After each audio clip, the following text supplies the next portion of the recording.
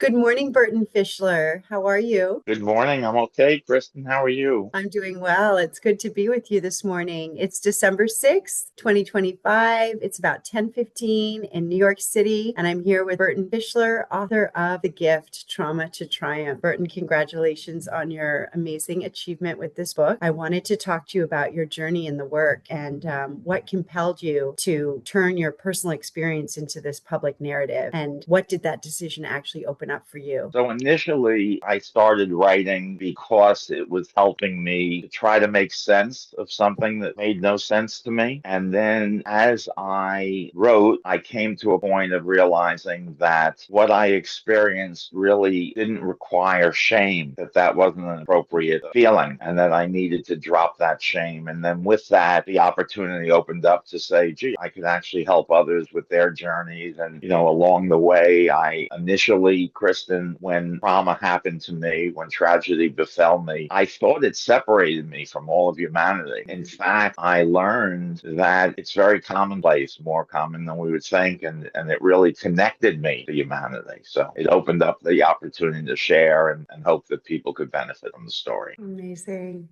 Thank you. Very beautiful. So the shame dissolved. You were making sense of something that was unfathomable. You wanted to be of service, and you realized that what was a separation was actually a bridge to a deeper connection to humanity. Were there moments when your understanding shifted or deepened? Can you remember the moment where the shame dropped away? Do you remember moments that were kind of epiphany moments for you? I remember writing a chapter that was family maladies and miseries, and Mm. it's interesting because when I set out to write The Gift, it came to me to write it sort of in four acts or four movements. It felt like a play or a symphony that was flowing out of me, and the chapters just sort of organically were created. And so after I discussed the tragedy that occurred in my life and the murder of my wife by her eldest son, after that, I started to look at the why. I'm told that I'm a why person. And so I started to look at that and to recognize that the why answer was not only in current family structure, but actually it went back generation. And tracing that history really helped me to understand how such tragedy could actually have occurred. That was probably a big moment to go back through the transgenerational transmission of some of these themes and some of these struggles. Indeed. So how did you navigate this balance between, this raw, generous, honest, vulnerable space and maintaining safety while crafting the book? I felt that as I analyzed what had happened in my family, I recognized that it was my wife's shame that kept her from confronting certain things. And not to say that we didn't offer opportunities for her sons to get help. We certainly did at very expensive and prominent treatment centers with weekly psychotherapy and so forth. But the enabling came from Barbara not being willing to make some hard choices and to allow her son, Jonathan, her eldest son, to actually stay in our home because we lived in a co-op where there was a doorman, and she envisioned that if she threw him out, that he would be banging on the door downstairs, and that would embarrass her. And Mm. ultimately, that embarrassment cost her her life. So, getting back to your question about my honesty in writing the book, I felt strongly that if I was going to tell this story, there was only one way to tell it, and that was with complete honesty. And so I did that. And was it difficult? Absolutely. There were many times during the writing that I had to get up, walk around the block, and many times that I was triggered with more night terrors and so forth because I was sort of staying the story, reliving it in my head. Bringing it to life in such a deep way. So, this enabling and this embarrassment was the barrier for safety in your family. I believe so, yeah. Moving into an area where we're going to be exploring healing and resilience, what forms of personal, communal, cultural support played the most meaningful role in your healing? I know most,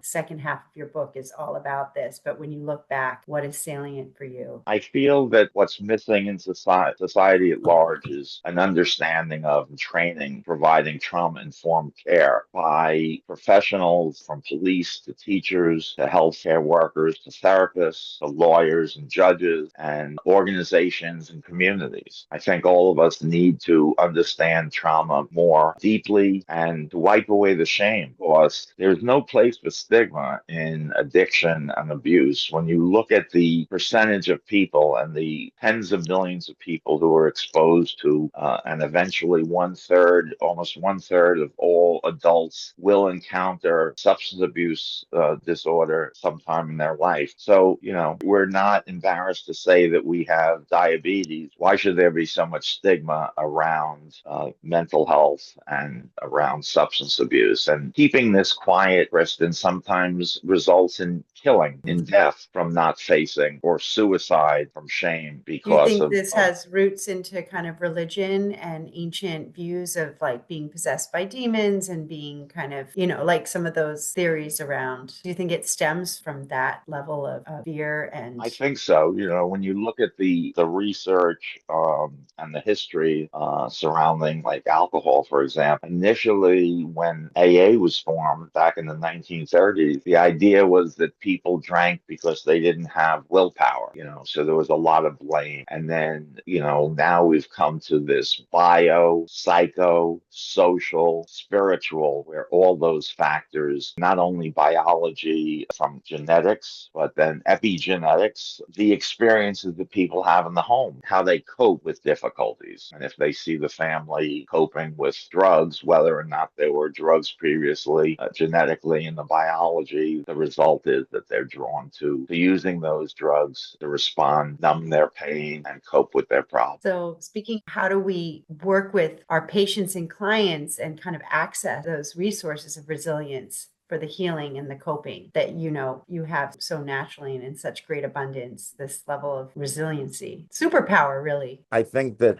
the capability of reaching people on a human level requires, I follow the Rogerian concept of patient-centered therapy, Mhm. the importance of non-judgment and acceptance. And, to try to open a path for communication, to let people understand that they can drop the stigma and get in touch with their feelings and take advantage of the many ways that we now know to heal trauma. There was a long time when we didn't think, like with drug addiction, we had very limited knowledge of trauma and resolution. And now we understand the brain's neuroplasticity, providing opportunities to actually rewire unhealthy behaviors and rewire them with healthy behaviors. The importance of feeling our feelings in the body and helping through various body movements to move trauma out of the body, because healing trauma is both a body and a mind challenge. And I feel that hope plays a role. And I was hoping you could shine some light on that hope and how you find hope in the dark, because you have to have hope to walk this path. I think that finding hope,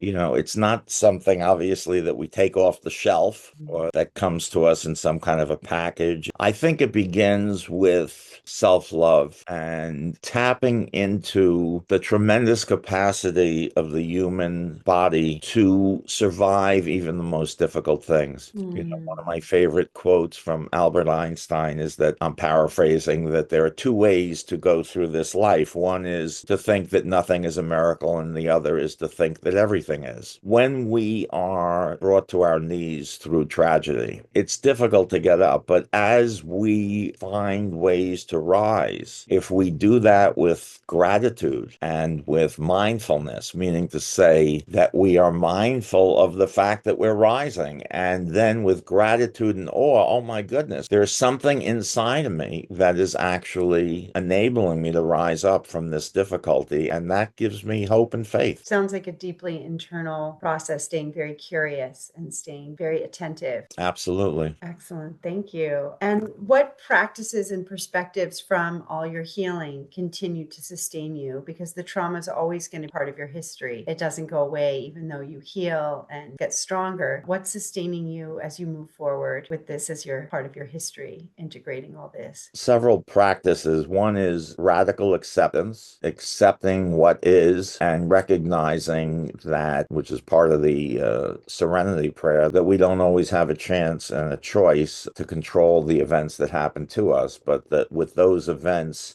to accept what is, to love ourselves. Self-love is a big one. Being zealous about gratitude, practicing that on a regular basis. Effortless mindfulness, that in every, step we take to recognize with awe, with curiosity, our steps in life. Abundant kindness to myself and to others, and operating from a sense of abundance rather than scarcity. Yeah. And knowing you, I see that fully embodied, and your level of commitment and fearlessness. I think what you've been through has allowed you to be fearless in this work. Like nothing really scares you. And I've noticed that. And that comes from leaning into love and not fear, and Yes. choosing to do that every day. Thank you for noticing that. And I feel that because I've been asked, is it difficult for me? Do I get triggered by trauma that I hear from my patients? And I realize that it actually just brings me closer to them. It's a common, and so there's no judgment, there's deeper connection in a way that's soothing. And it's not surprising that Carl Rogers spoke about the wounded healer, and around 75% of people in the therapy and counseling business actually have had their own wounds. And I've always felt so, like the hard, challenging times in my life have made me a better therapist. I don't think I would absolutely. have the level of compassion or empathy if I hadn't gone through,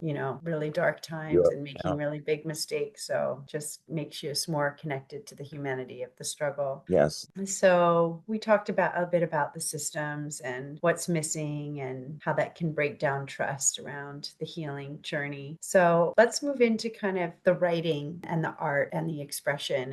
And how did your writing allow you to express or resolve that other avenues of healing did not? Can you talk a little bit about that process? And were you writing in a journal? What was your approach to this book? I use the computer more than not. I know the journaling, it's nice to put pen to paper, but I'm very comfortable with the computer. And I began with an outline. I began with this notion. I did not want this book either for just myself or to share it and publish it. I did not want it to be poor me. So part one was tragedy and trauma, but part two was spiritual awakenings, the Mhm. practices that I discovered quite serendipitously, I might add, along my journey of healing. And then part three, spiritual revelations. And finally, part four, growing and thriving. So I had that outline. You had that as a skeleton at I the had that skeleton, and then this isn't very sophisticated, but I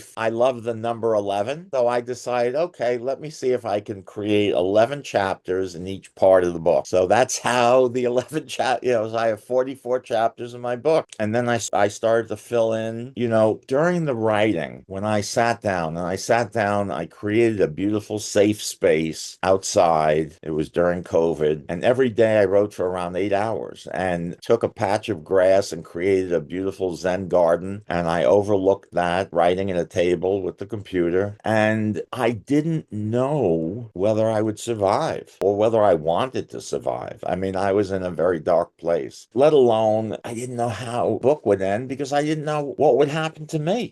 I was crippled. That's important for the reader to recognize, because when you look at me now, having done the healing that I've done, and I'm alive, right? So there is no, as I say in the book, there is no cliffhanger. I mean, we know sadly that my wife died, and we know that I lived. So Mhm. for people looking for that mystery, they're not going to find it in the gift, right? But for people who are intrigued by the incredulous, how is it possible to go from so much trauma and survive so much tragedy for so many years because one thing spiraled into another? And then the healing slowly came. And all along, the writing helped it. It just sort of felt like it was being channeled from beyond. And the healing was from beyond. It was Yeah. the writing and the healing. I felt that reading the book, that it was like an integrative process, and it was in the moment, processing and integrating and connecting and having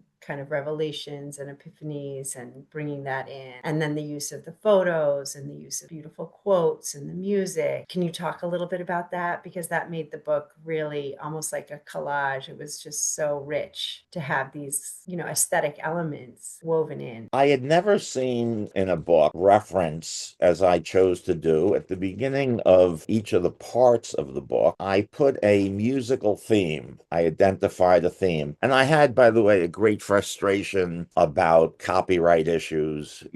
I wanted my initial book, which I wrote for myself, and then I had to cut down and cut out so that I wouldn't, be trespassing on other people's property. For example, I included Najwa Zebian's beautiful poetry and then had to take it out because I called these agents and they said, oh, it's $1,300 to include one poem. And it was like, it's sad because I feel that when we do this kind of work, I mean, sure, I would like people to ask permission to share my work, but I would never say no and I would never charge for it. I feel that when you're a writer, part and parcel of publishing should be giving this material so others could share and benefit from it. The same thing with Stevie Nicks, the song Miracle. If you look, there's a very sad face when I was brought to tears. That was in the tragedy part, but interestingly, it took a year for those tears to flow. So a year after the tragic death of my wife, I was sitting in a Power of Eight workshop by Lynn McTaggart in downtown Manhattan, and someone next to me said, we're doing healing, we're doing grief work in the group, and you're not the recipient or the focus of that work, but don't be surprised if shortly after today, you're going to get connected to your grief. And sure enough, a day later, I'm listening to Landslide Taking You Down, and the tears came flowing, flowing, flowing nonstop. And why did I pause and take a picture? I don't know. That was a really, really generous moment. And I think it was kind of opened a threshold there. It's like a portal there that happened. Yeah. So I used a lot of spiritual poetry. I had the benefit, fortunately, of world-class workshops and retreats, and I shared all that with my readers, as if I was sitting in the living room on a couch speaking with them like we're speaking now. And I think that gave a little bit of that aesthetic distancing that kind of made it easier to kind of really process everything that you were sharing. It just gave. Yes. Yeah. Although, I am told it's a difficult read. I have a Very. colleague who bought the book to support me, but when I said, have you had a chance to read it? And she said, I have a feeling that this is going to unearth in me tremendous personal trauma, and I'm not ready to do that yet. So your book is on the shelf. I Yeah, understand. you have to choose the right time. I mean, it took me Yeah. a year to know that I was ready to really embrace the book and be strong with it and really receive it. So, yeah, the timing has to be right. Yes. So, Yeah. what is your hope that readers carry with you? Everybody's going to come away and look for something and take something, but what's your overarching hope that because you called the book The Gift, so it is a gift. So, what is the gift? The gift, and I know we have spoken about this, that, that suffering is a portal to transformation. As Rumi had indicated, the wound is where the light comes in. We learn from difficult experiences. But to me, the biggest takeaway, and what I hope readers will remember, is that, and this I learned from Viktor Frankl's Man's Search for Meaning. He said that even under the most hard of circumstances, man has a choice, not necessarily in what events befall him, but in how he chooses to respond to those events. We can't control what happens to us, but we can control how we respond and how we use Yeah. the experience to grow and learn. That's a very important thing in the substance abuse work I do as well, to catch the moment between stimulus and response, right? So cognitive behavioral therapy, when we have this, Kristen, separates us from other animals, right? If you give your dog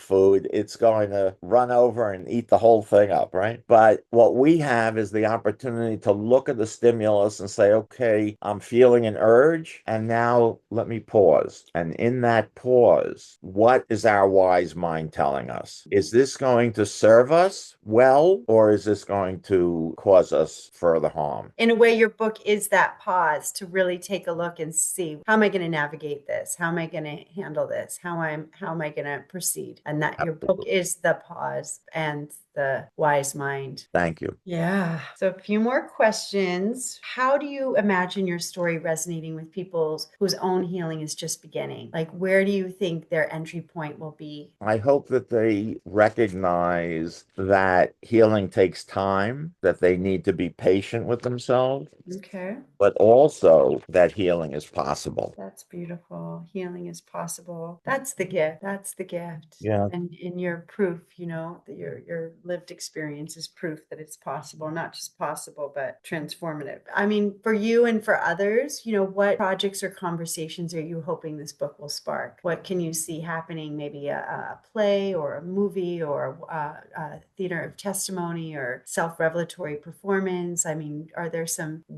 new areas to take this book, new Well, frontiers? in 2026, I plan to write an abridged edition and a workbook, and Oh. then invited to be a guest on various podcasts. I'm enjoying that. I would love to speak to organizations and perhaps a TED Talk. If I'm Mhm. approached for a movie, it would be something certainly to entertain.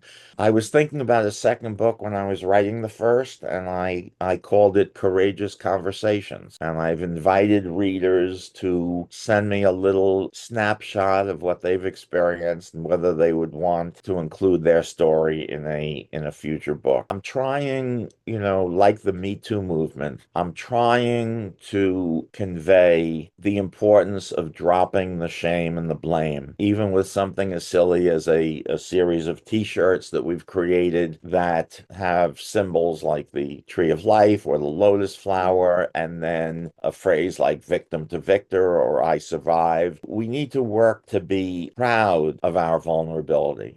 As Brene Brown says, Mm. vulnerability is courageous. We need to keep that in mind because I think that's an important lesson. I've gotten a lot of response on social media to a phrase that speaks about preparedness being a big factor in how we respond to trauma, because given a tragedy, people respond all different ways, right? You look at 9/11, all New Yorkers, different experience. It has to do with our childhood experience, with a lot of the philosophies and values we have and so forth. But what does preparedness look like? In the West, we have this concept, especially after World War II: life, liberty, and pursuit of happiness. And that's not really an accurate description of our country, is it? I mean, first of all, we're the second largest deaths by opioid overdose in the world. That's nothing to be proud of. Second of all, what I describe in my book as the human race, I ask, isn't it really the human disgrace?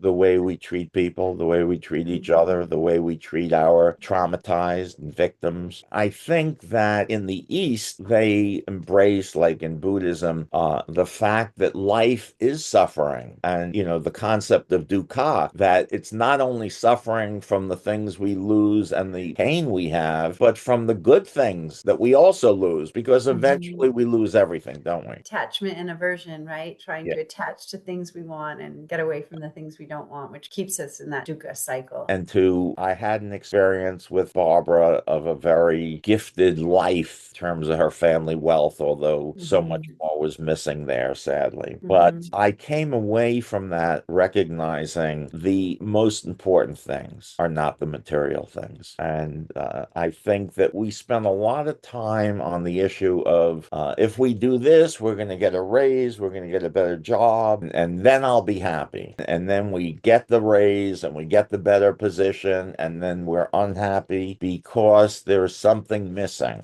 And Mhm. I think we need to dig inside of ourselves. And that preparedness, if we're doing that kind of work and then tragedy happens, we may respond differently than we would otherwise if we were totally invested in things and in current circumstances. Because when those things disappear, it becomes much more painful, doesn't it? Yeah. So, Burton, for you, what was the scariest moment and what was the most satisfying moment? Do you have memories of both those touch points? I guess the scariest moment was the moment of imagining what it was like for Barbara to, in her final moments. You know, she was an unconditionally loving mother, if I've ever seen one. And to have her eyes open and seeing her son madly stabbing her to death, you know, it's been the subject of a lot of night terrors of mine. Caused an argument with my artist because he felt it was immoral to include it, and I felt it was immoral not to. So we put in something that tries to artistically represent what I had as the subject of Mhm. my night terrors for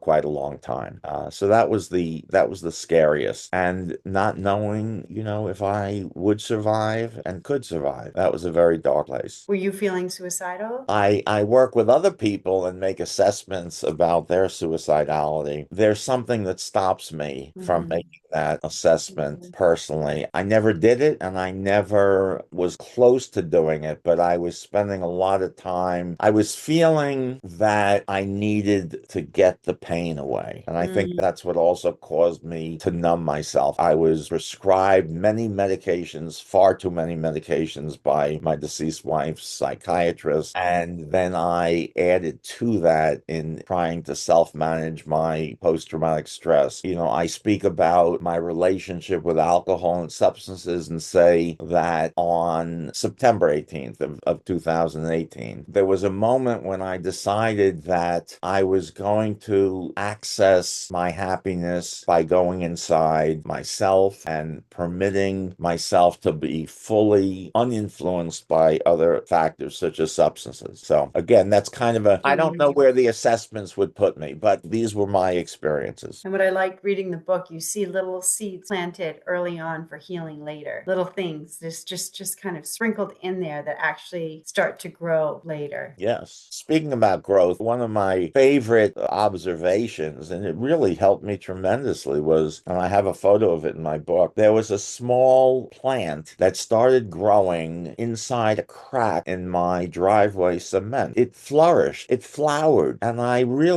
said to myself, you know, if that little plant can do that, so can I. I love going back to nature to try to interpret certain things in my life. Hmm. Whether it's looking at the challenges of motherhood and looking at the animal kingdom and how those challenges are met, nature informs us. And we know nature heals us in many ways just by being in nature. But I think also to look at the plants and animals and rocks and earth and sky and to take away some special wisdom from those things is special. Teacher, you know, just the Tao of it all, that everything belongs. This too belongs. The Absolutely. chaos, ever changing unpredictability of it, the uncertainty, but that there's this cycle. There's always this regenerative possibility. So that is beautiful. Think that there's a way that the universe somehow gives back to those who are hurt the most. With If the, you allow it. yeah, if That's you why open, presence is so important, being really yes, present and in yes, your heart. To get to that is the key because there's so much stress. You know, there's so much stress and there's so much self protection, and that can create a wall. But it was really very inspiring to see that wall kind of melt away reading your book and how you were just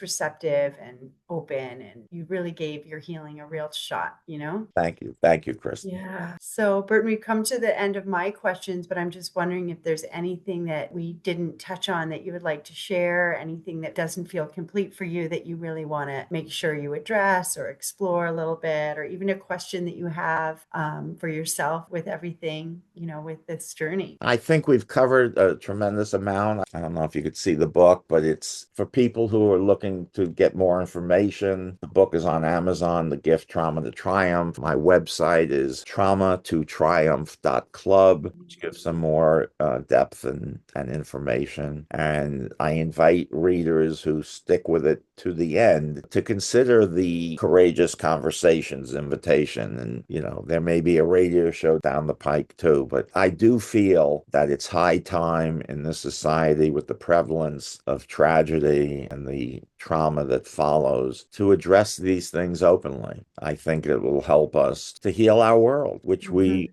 are in desperate need of. We look at the mass shootings rising, the hit and runs rising, and it would be nice to play our parts in reversing those trends. Yeah, there's a Uh, real oh, culture of cruelty right now, real yeah, culture of cruelty and lack of core values and a lack of compassion. It's just this yeah. othering and just so much rage and stress and fear. So I really do appreciate this philosophy and feel very blessed to know you and learn from you and work with you. So thank you, Burton Fischler, for this time and your wisdom and for your beautiful book, Thank you so The much, Chris Gift. Brooks. Thank you.